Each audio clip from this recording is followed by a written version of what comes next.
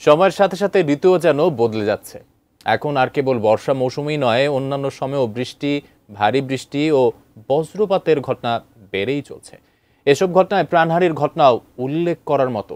এখন প্রশ্ন হচ্ছে, দিনকে দিন এত বজ্রপাতের পরিমাণ বাড়ছে কেন? আর থেকে রক্ষা পাওয়ার উপায় বা কি?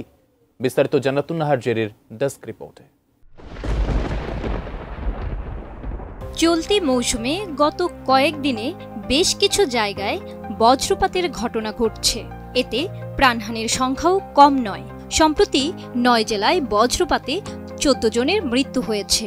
এসব ঘটনার পর আলোচনায় কেন এত বেশি বজ্রপাত হচ্ছে, এ থেকে রক্ষা পেতে উপায়ই বা কি?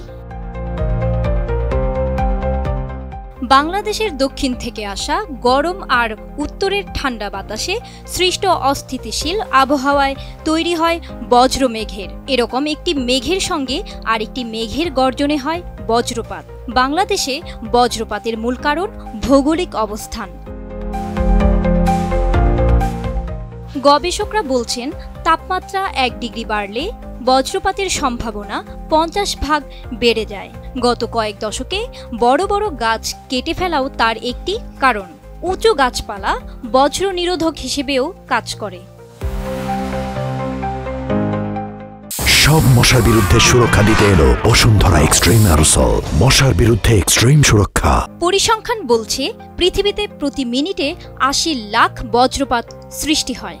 ২০১৯ থেকে ২০২০ সালের মধ্যে বাংলাদেশে বজ্রপাত হয়েছে ৩১,৩৩,০০০-এরও বেশি। মোট বজ্রপাতের প্রায় ৭০% হয় এপ্রিল থেকে জুনে।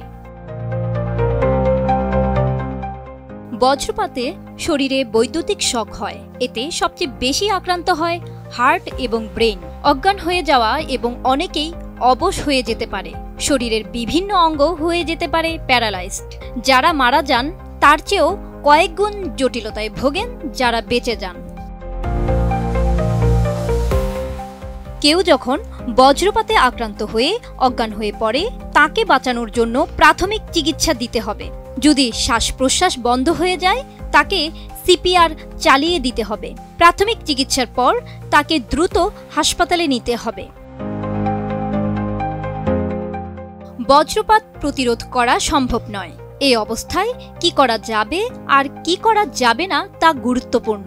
মাঠে ঘাটে, নদীতে, পানিতে, বাইরে যারা কাজ করেন, বিশেষ করে যারা গ্রামে কৃষিকাজ করেন, তারা বজ্রপাতে আক্রান্ত হতে পারেন। তাই নিরাপদ স্থানে অবস্থান করতে হবে।